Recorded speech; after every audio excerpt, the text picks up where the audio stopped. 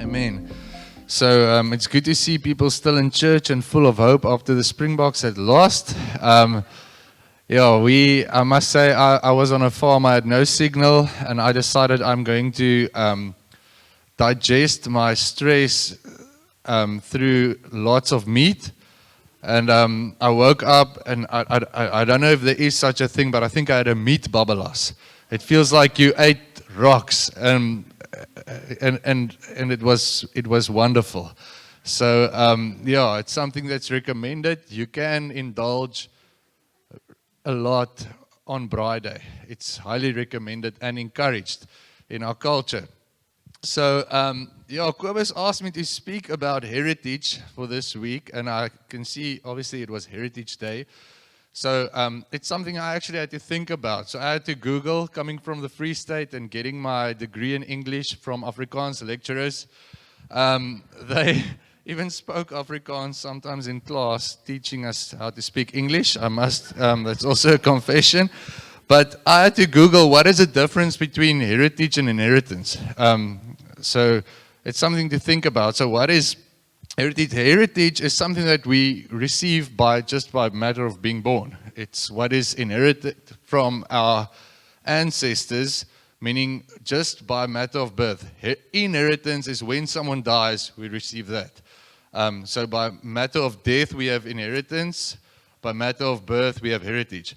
So around the table, after we consumed too much meat, we spoke about what is our heritage and what is actually good about that. And I'm going to give a couple of minutes. I don't know if you're used to this in your church, but I want us to sit just with someone else, just for 3 minutes. You're just going to share to them, what is your heritage? In other words, your ethnic or religious background, your country, your culture, that which a person's parents or where your ancestors came from. We just spoke about stuff like where we came from, what have I received that was good from my father and my mother. We can focus on the good, just something. I can share a bit about myself perhaps. My father, he was a very hardworking guy, very precise. My grandparents, they started with no degree. My granny couldn't swim. But because of her hard work, my dad went to university. Because of his hard work, I didn't have study debt.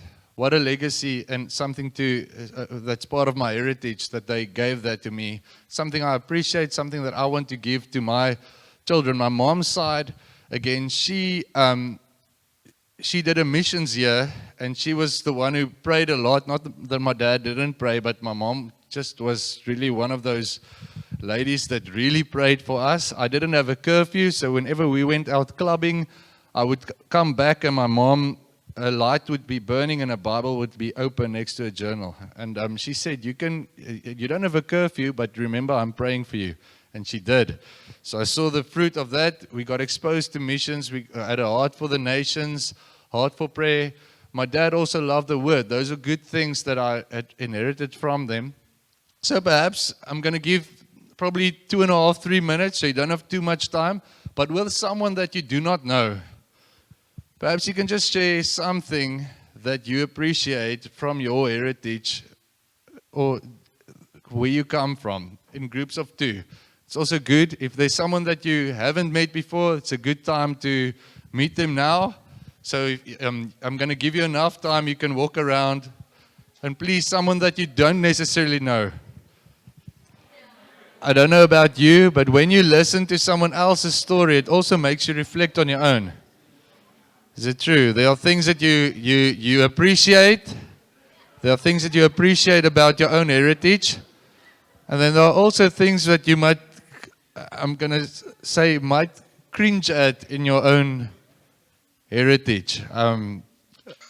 Which you do not have to. Perhaps you didn't have that experience. Graham didn't, but we yesterday when we had I spoke to Graham now, but yesterday when we spoke, I realized there are certain things I actually take for granted, or that I might be arrogant about and just assume, but this is the way it is, until you speak to someone else who didn't have the same experience as you, and then you realize, okay, but this is not okay. Or you realize, but this is actually wonderful and amazing.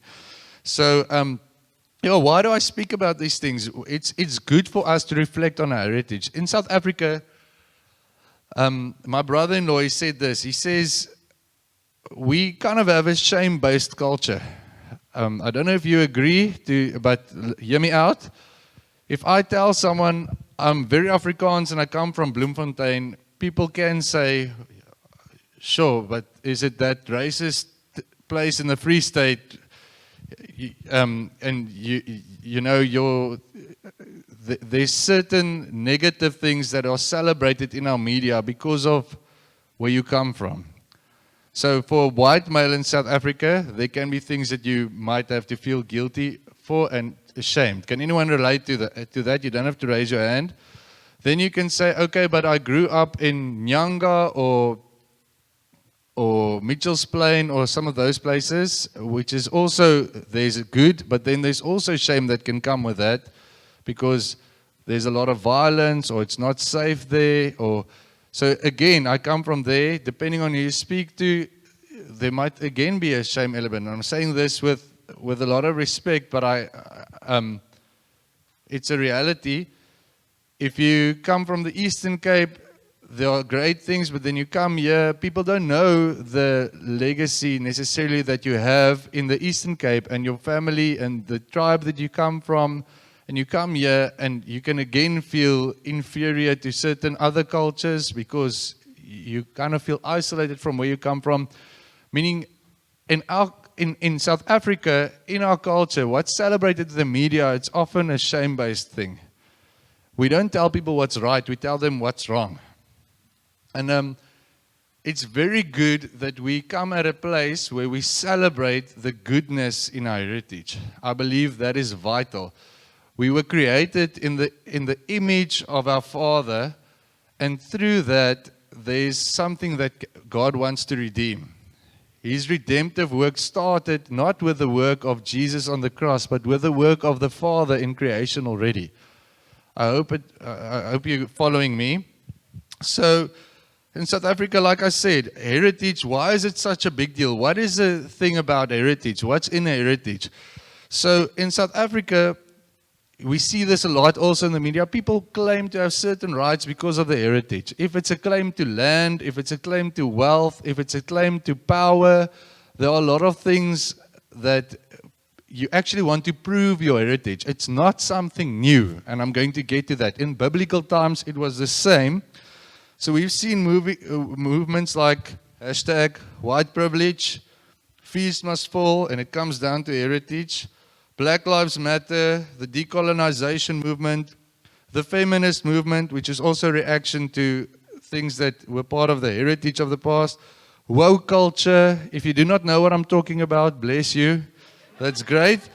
But all of these things were reactive to certain narratives in our culture. So in our history, not just as a nation, but but that's not necessarily what I want to talk about today. The thing is, we have access to more or less things because of our heritage.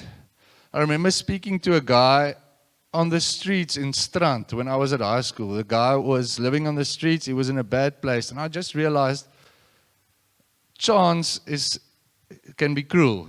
Chance can be cruel. Why did I get born in Bloemfontein in the family that I did? It's grace. And this guy, he was raised in a home where both his parents deserted him. That was part of his heritage, and it had a great effect on the guy's life. So why is heritage so important? And I think this is, I just want our brains to get going. Heritage is important because it deals with a massive issue. When we talk to people about something of our heritage, inherently we're actually telling them something of who we are. How do I define myself to others? Who am I? And it comes down to the issue of identity. If I meet someone for the first time, what I'm actually sharing is something of my heritage. This is my name. This is where I come from. If you, I don't know, sometimes people ask, but do you have brothers and sisters? Or they'll say, which area? Because there are certain things that you maybe relate to an area, or perhaps you know someone from that area. They might even ask, what school did you attend? Also because maybe relationally, but there's something of heritage that we share with people, because that's often where we find our identity, in where we come from. So it's an expression of identity. This is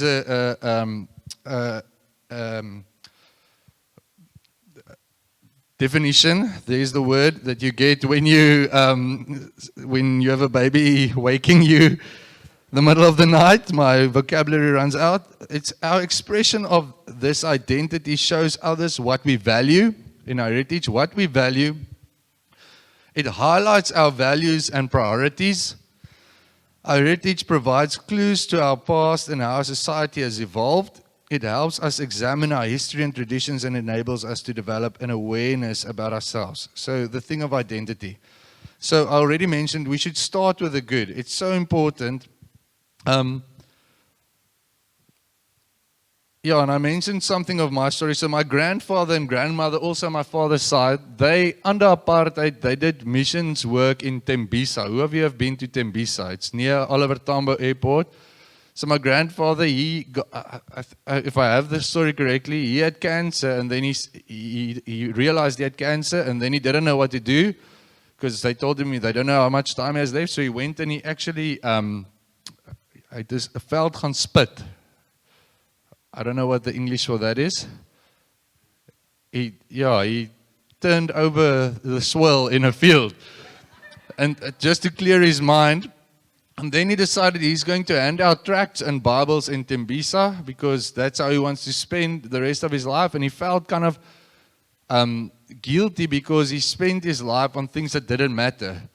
And that was in his 40s. He ended up dying at the age of 80. Yeah, so it's a crazy story. They were involved with Meals on Wheels. He did the things in Tembisa. He was like the missions oomie of his Dutch Reformed Church. That definitely had an influence of how I perceived Christianity. Because my grandfather, obviously with that comes provision. He lived a simple lifestyle where he served others. And that affected my dad, how he saw God as his provider, and also the same for us. The same with my mom and the missions year she did in 1974 with the Dutch Reformed Church.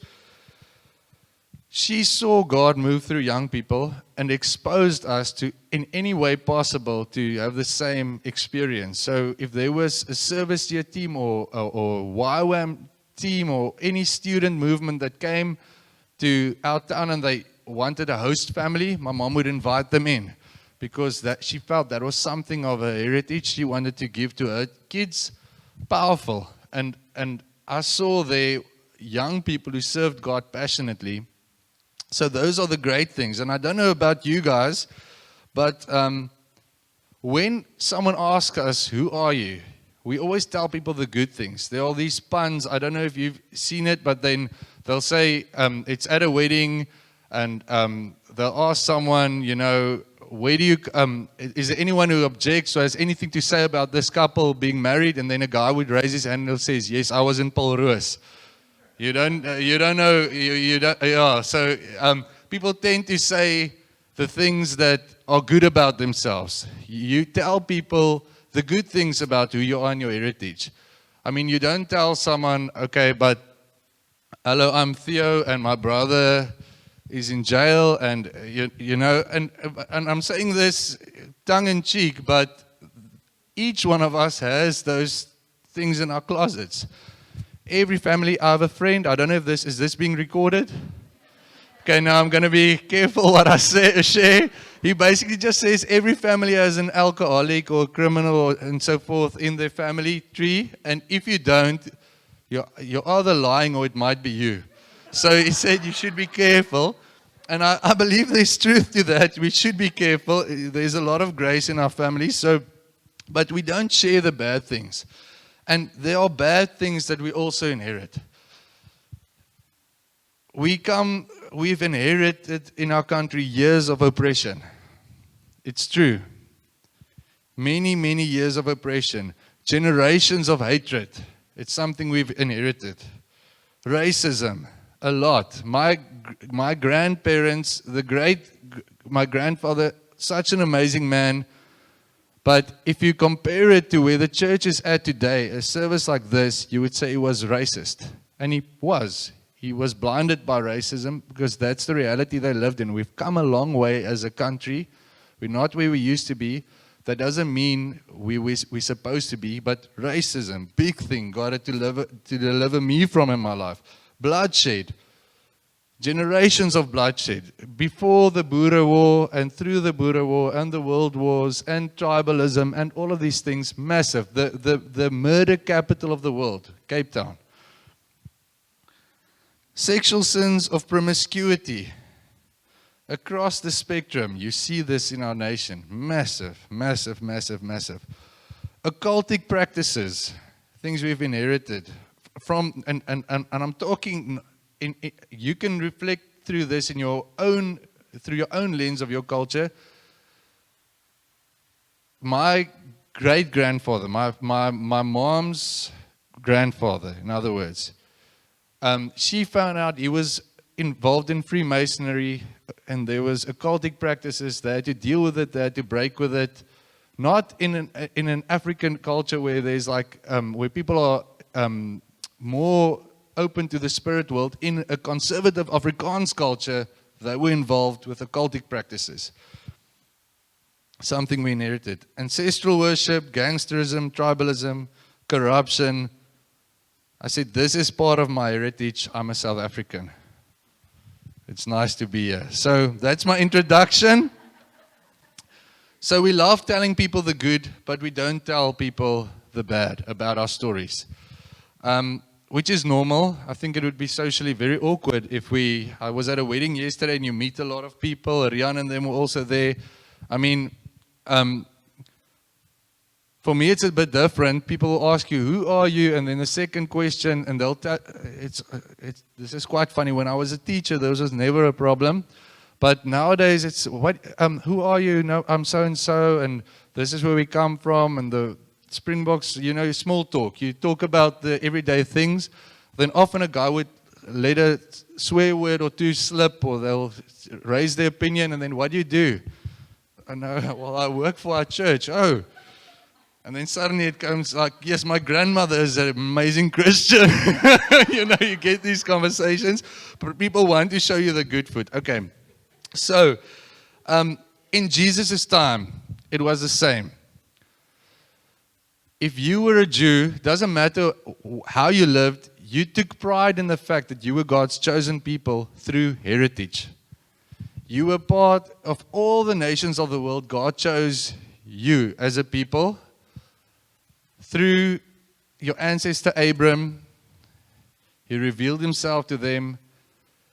Through your ancestor Moses, God gave the law, but not just the law, the temple, where they had access to the very presence of God and forgiveness of sin. That is massive. That's something that the Gentiles, any other nation, they didn't have. They even chose to be proselytized. Is that the right word? I hope so. I hope it's not a bad word. But they chose to lay down their identity to become Jewish, even though they weren't.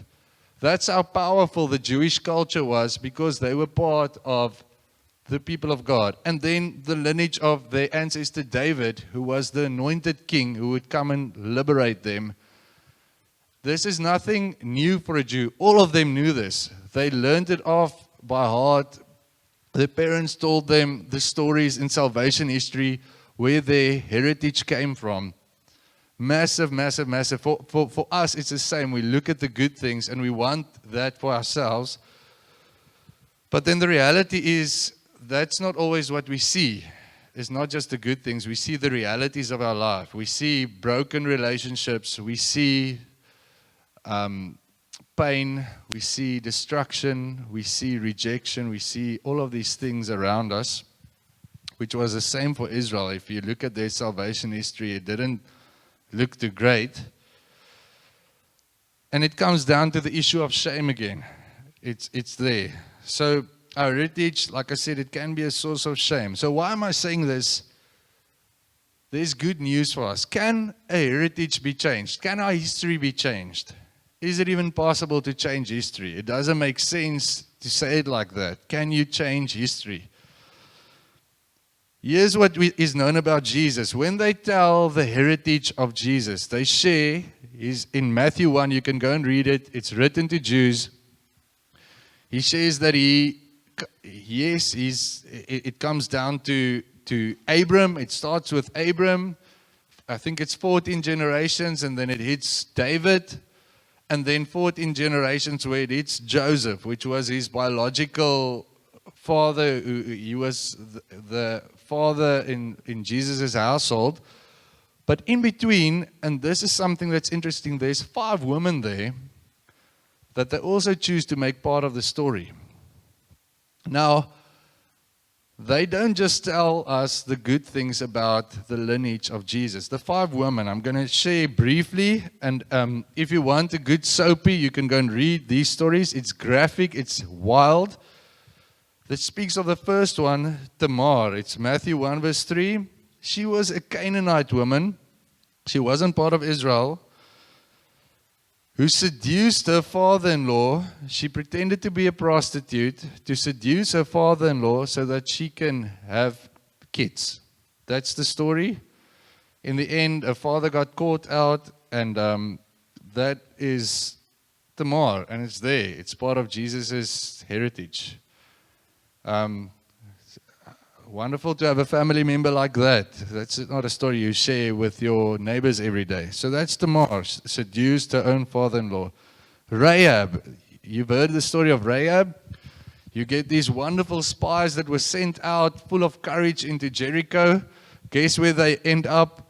They by chance, they landed at a prostitute's house. I don't know if, of all the people, if they just knocked and she said, oh, by the way, I'm a prostitute, or if they perhaps went there and they went intentionally to a prostitute's house. We don't know, but pretty awkward. Rahab, the prostitute, part of Jesus' heritage. Thirdly, Ruth. Now, Ruth was a Moabite. So, the Moabites and the Ammonites. Crazy story. This is in the Bible. You don't have to believe me. It's Matthew 1 verse 5, but also Genesis 19. They descended from an incestuous relationship, from fornication of Lot's daughter with a drunken father. So the one night, the oldest daughter, they made their father drunk, and she fell pregnant with her father's child, and the next day her sister. Part of Jesus' heritage. And they were banned from Israel, the Moabites. They actually became enemies of Israel. That's part of Jesus' heritage. Then lastly, the fourth one, Uriah's wife. Uriah was a Hittite. He fought for David's army. You know the story. David didn't go to battle. He saw Uriah's wife, Bathsheba, taking a bath on the roof. He decided he's going to take her for himself. She got a child which died in the end. David had a baby, and David murdered Uriah. But Bathsheba's next child, it's in 2 Samuel 11, is part of Jesus' heritage. So those are 4 quite crazy stories. I don't know if any of you can relate to those. It's quite wild. But I also have quite a few wild stories, which I won't share, it's being recorded. But we don't mention the stories of our shame. Why would the Bible mention these 4 stories about Jesus' life as part of his heritage? Why would he do that? And then the 5th one comes down to a lady named Mary, and she claims it's a virgin birth. They're not married. There's this scandal, but Jesus is conceived through the Holy Spirit. One, why would you lie about all these other stories? Or why would you share all the shameful stories and then lie about the virgin birth? That's the deal. In a court, you talk about a hostile witness. A hostile witness, he speaks basically again. He doesn't have a reason to testify for the defendant. So, for instance, here's a guy, he stabbed you in the back as a business deal, on a business deal, and now you have to defend that guy in court. They realize, okay, but this guy's testimony, if he speaks in favor of the guy who backstabbed him, it's powerful. You understand the principle? So these four people, they actually speak against the good legacy where Jesus comes from, or good heritage, but then they say there's a virgin birth. So it's a hostile witness speaking truth. Virgin birth. Now, virgin birth points us to the answer of whether heritage can be changed. So that brings me to the context of my scripture for today. The book of Romans chapter 5. It tells us the story or summary of our heritage. Our heritage goes way back. Way, way back. It starts with a guy called Mankind. No, it's not the wrestler of the 80s or something. Mankind, his name is Adam. It says, we all know the story of creation. God created us perfectly in His image to rule and reign with Him, to have dominion over creation. And here Adam decides to rather trust his own devices. He wanted to be like God. He sins against God, and sin enters the world. Romans 5 verse 12. Just as sin entered the world through one man, and death through sin, in this way death came to all people because all sinned. To be sure, sin was in the world before the law was given, but sin is not charged against anyone where there is no law.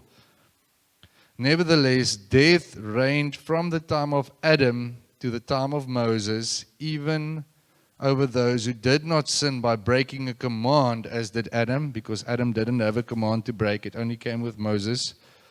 It was a pattern of the one to come. Okay, so basically, I'm going to summarize. It says sin entered the world through Adam.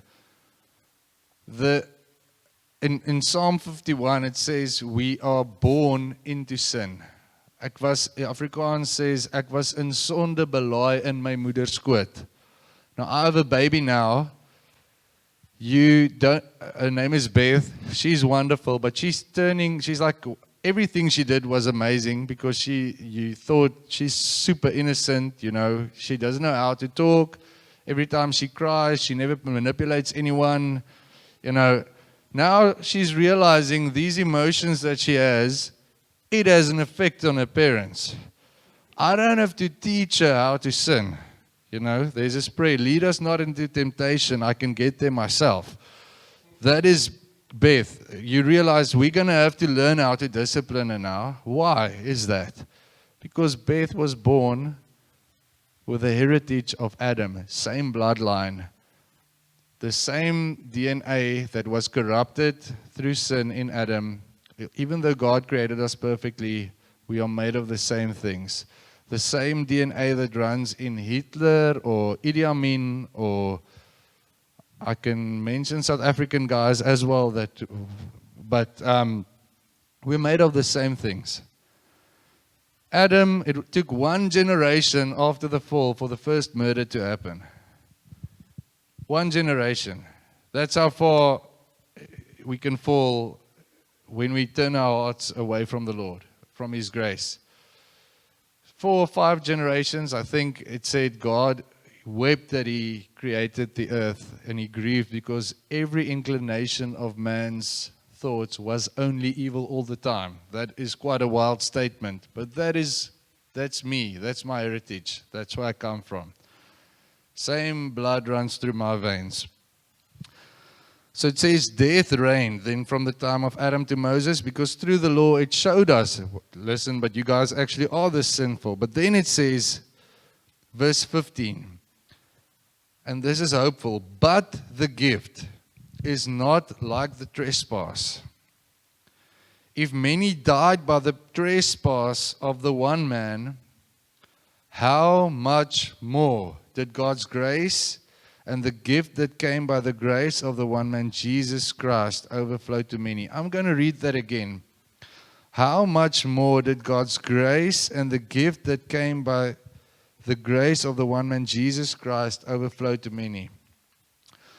Nor the gift of God can be compared with the result of one man's sin. The judgment followed one man's sin brought condemnation, but the gift followed many trespasses and brought justification. It made us right with God. For if by the trespass of the one man death reigned through that one man, how much more will those who receive God's abundant provision of grace and the gift of righteousness reign in life through the one man, Jesus Christ? Consequently, just as one trespass resulted in condemnation for all people, so also one righteous act resulted in justification and life for all people. Just as through the disobedience of the one man many were made sinners, so also through the obedience of the one man many will be made righteous. The law was brought in so that the trespass might increase, but where sin increased, grace increased all the more. So that just as sin reigned in death, so also grace might reign through righteousness to bring eternal life through Jesus Christ our Lord. That's quite a mouthful. I want to make a simple analogy, and it's very simple. It speaks of the one Adam and the second Adam, meaning the old Adam, the first created man, and the new Adam, the one who came on our behalf so that we can have life, Jesus. So many of us, we have a picture of Jesus. Perhaps if I can have two volunteers, very simple, Kobus and Nos, if you would be willing to stand with me, or on my right and my left. For us, we would think sometimes, but you know what? Jesus came, but it's like Adam. You know, we might look at our old self and the Adam on this side, and we would be very sin conscious, be very aware of our shortcomings, the shame, the things of our past that disqualify us, and we would live in that reality day by day. And a lot of those things have an effect on us day by day. I mean, if you look at the reality of the sin we inherited from things that happened in the past, you see it in our country, the legacy of poverty, apartheid, all of those things. So I'm not knocking that, but many of us, we just live in the reality of the old Adam. Then we see Jesus, the new Adam. Sorry you stood on my left. The next day you can be Jesus and he can, yeah. So the new reality. We place Jesus, ironically, standing a bit lower than the old Adam, because sometimes we look to him and yes, he forgives us our sins and so forth, but here's the reality where we dwell, the old Adam. In maths, we did these equations. Now, I'm not a great maths guy, but if you can stand up here, sometimes they had these equations and then you had to say either a sign that looked like this, or one that's equal to, or the other one that's like.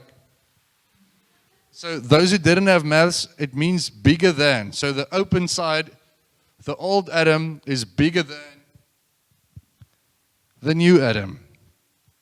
Or equal to, or the new Adam is bigger.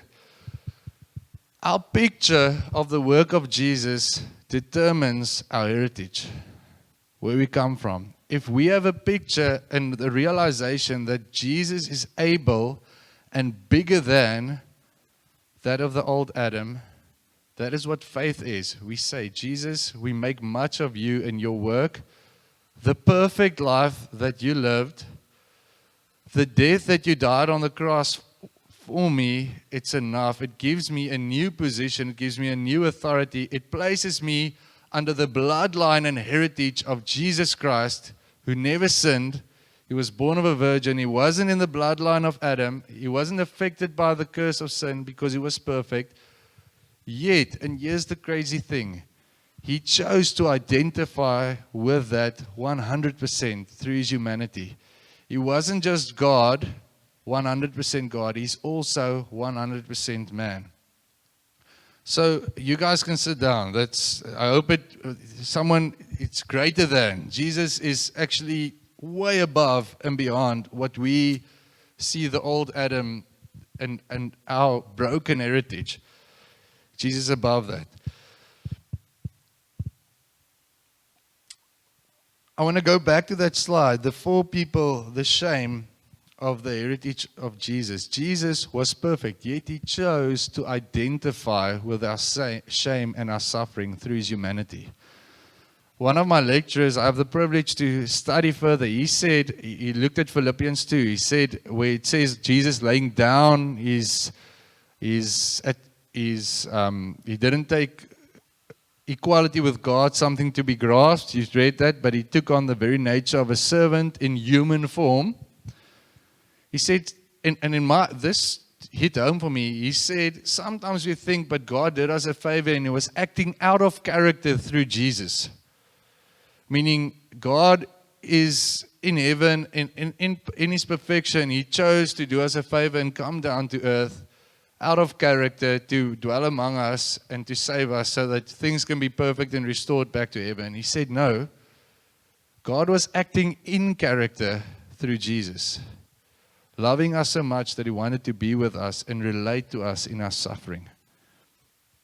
So what does God think about our broken heritage? He came and he loved it, and he chose to associate with it and dwell among us in order that we can have a new heritage in him.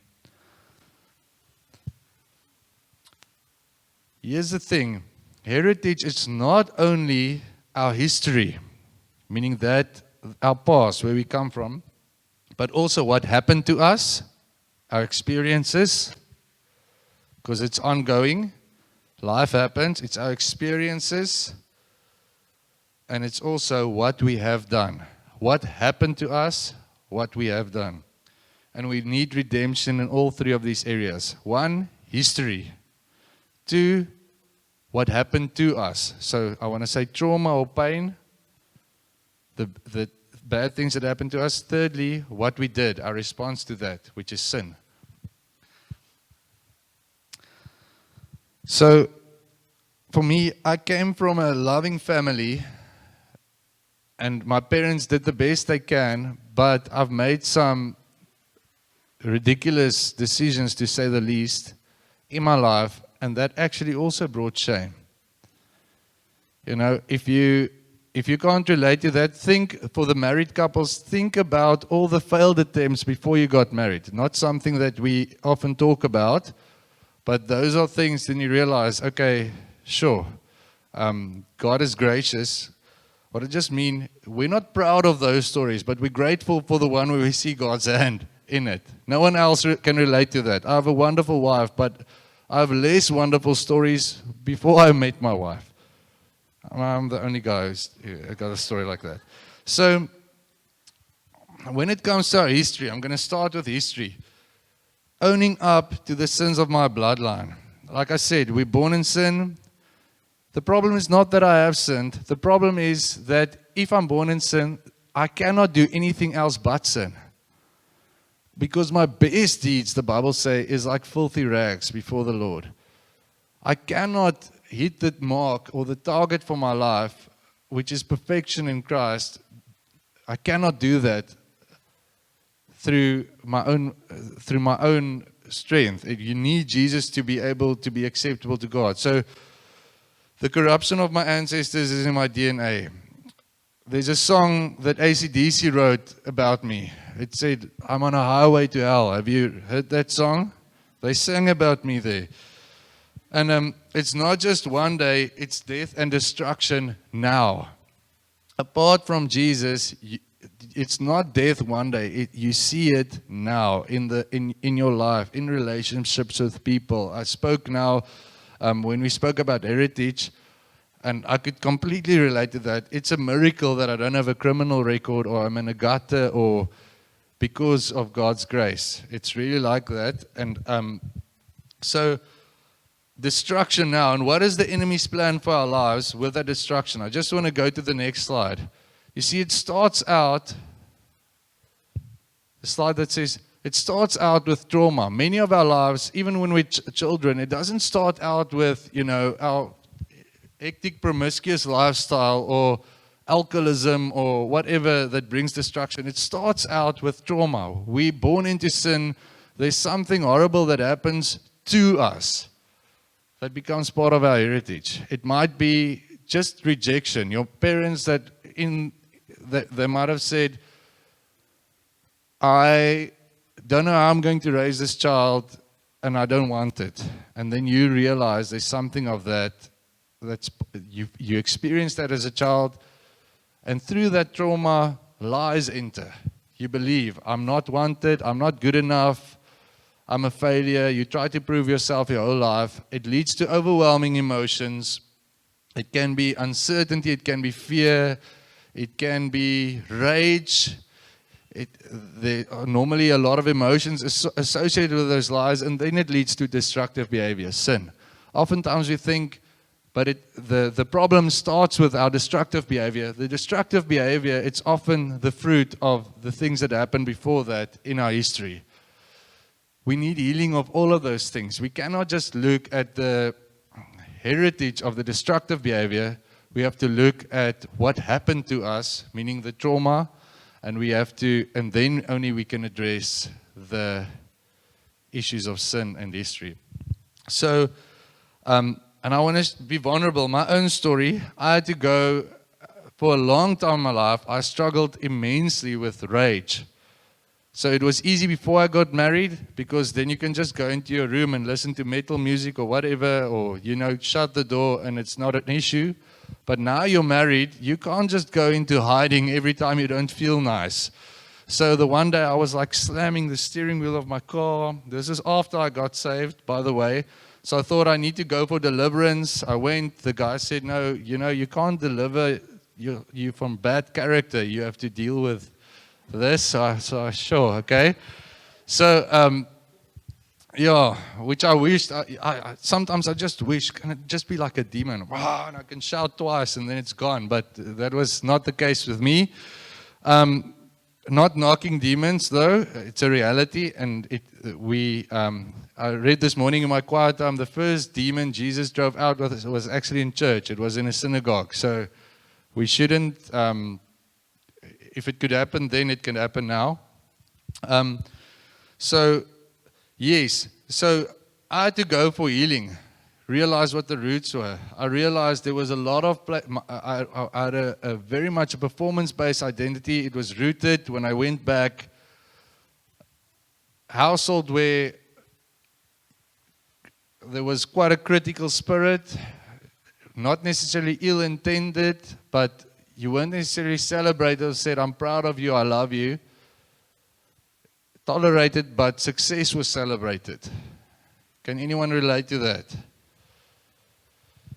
That's part of our culture, but it's something I needed healing from. And the root of that came, long story short, through a wonderful lady who does, I don't know who of you have heard of transformation prayer ministry. But it just comes down to you create a space where you trust God to meet you in those areas where lies came in and brokenness happened.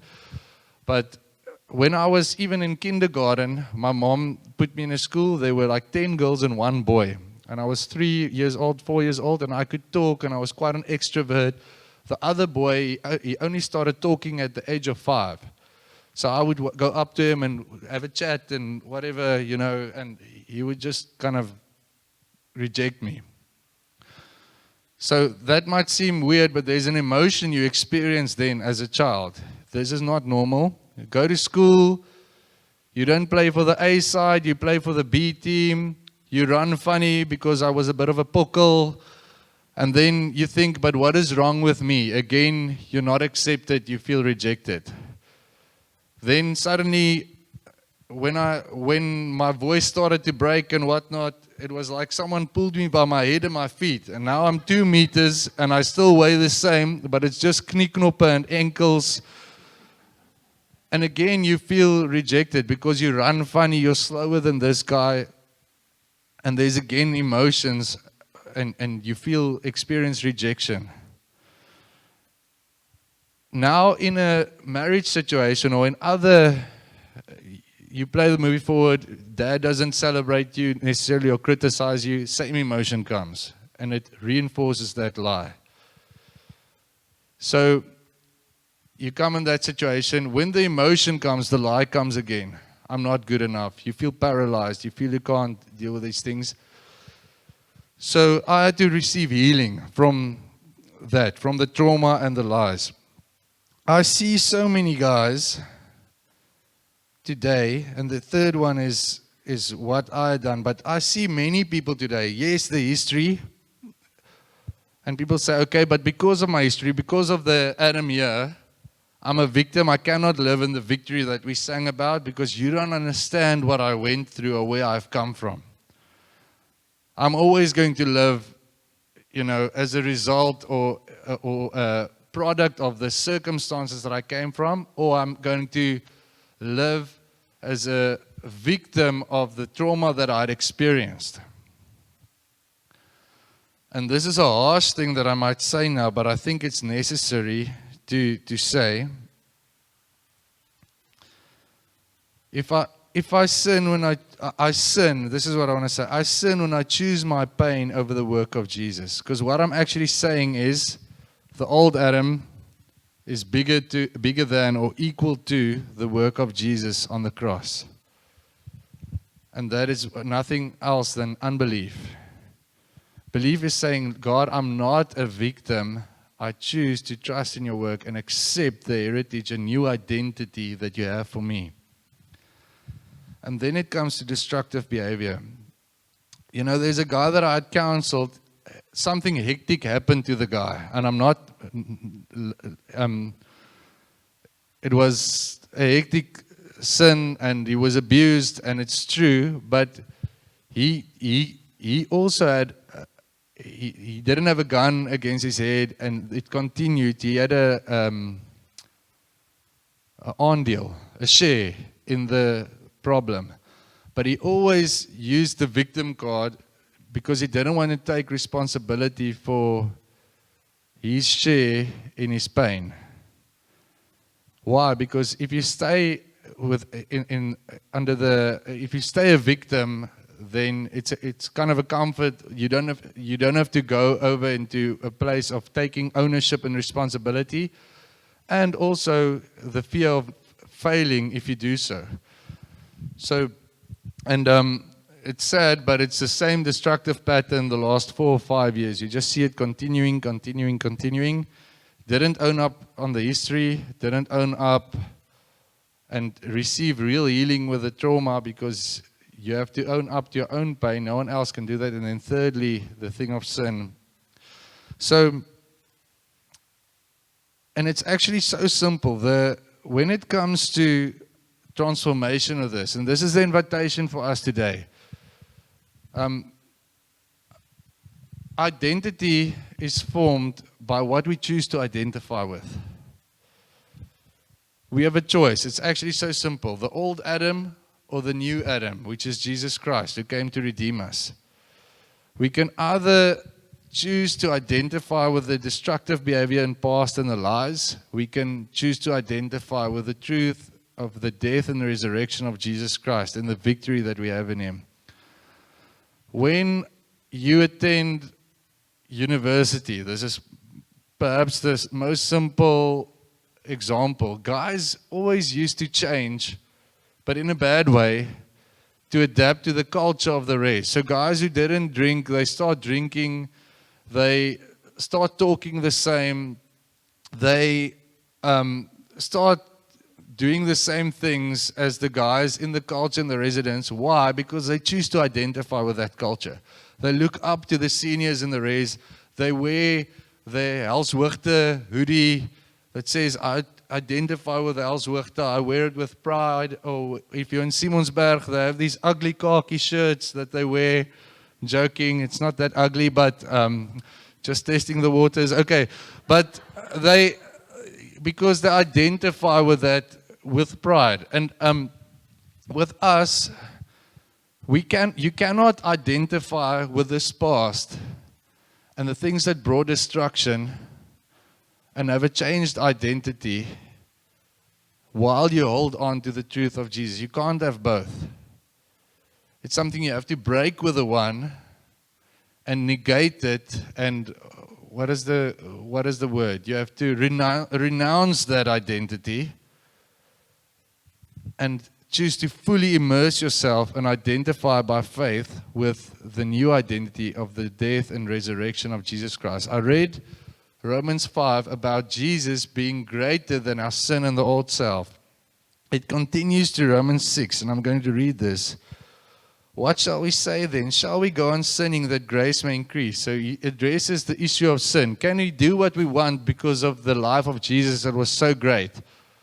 Can we just live in sin? That's the question. He says, by no means. And then he doesn't tell them what to do. He tells them who they are.